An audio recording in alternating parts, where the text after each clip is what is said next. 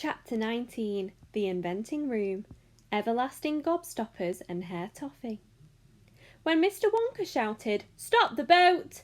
the Oompa Loompas jammed their oars into the river and backed water furiously. The boat stopped. The Oompa Loompas guided the boat alongside the red door. On the door it said, "Inventing Room. Private. Keep out." Mr. Wonka took a key from his pocket, leaned over the side of the boat and put the key in the keyhole. "This is the most important room in the entire factory," he said. "All my most secret new inventions are cooking and simmering in here. Old Ficklegruber would give his front teeth to be allowed inside just for 3 minutes. So would Prodnose and Slugworth and all the other rotten chocolate makers. But now, listen to me. I want no messing about when you go in. No touching, no meddling, and no tasting. Is that agreed?" "Yes, yes," the children cried. "We won't touch a thing." "Up to now," Mr. Wonka said, "nobody else, not even an Oompa Loompa, has ever been allowed in here." He opened the door and stepped out of the boat into the room. The 4 children and their parents all scrambled after him. "Don't touch!" shouted Mr. Wonka. "And don't knock anything over!" Charlie Bucket stared around at the gigantic room in which he now found himself. The place was like a witch's kitchen.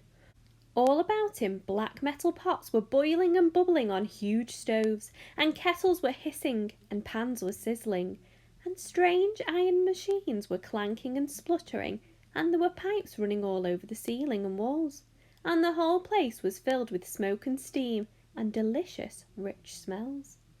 Mr. Wonka himself had suddenly become even more excited than usual, and anyone could see that this was the room he loved best of all. He was hopping about among the saucepans and the machines like a child among his Christmas presents, not knowing which thing to look at first. He lifted the lid from a huge pot and took a sniff. Then he rushed over and dipped a finger into a barrel of sticky yellow stuff and had a taste.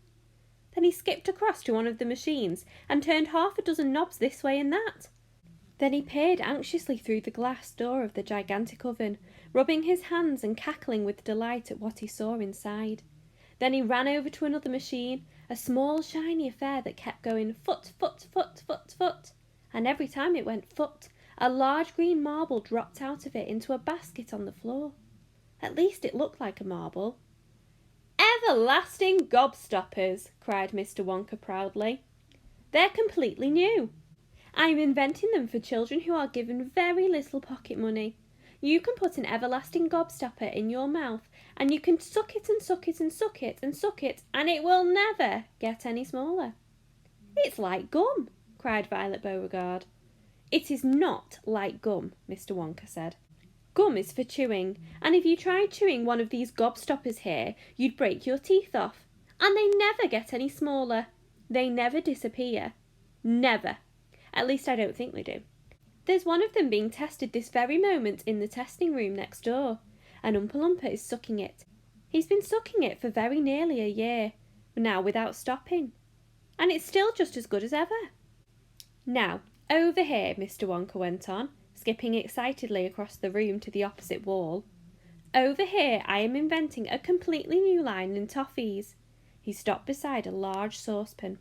The saucepan was full of a thick, gooey, purplish treacle, boiling and bubbling. By standing on his toes, little Charlie could just see inside it. "That's hair toffee!" cried Mr. Wonka. "You eat just one tiny bit of that, and in exactly half an hour a brand new, luscious, thick, silky, beautiful crop of hair will start growing out all over the top of your head.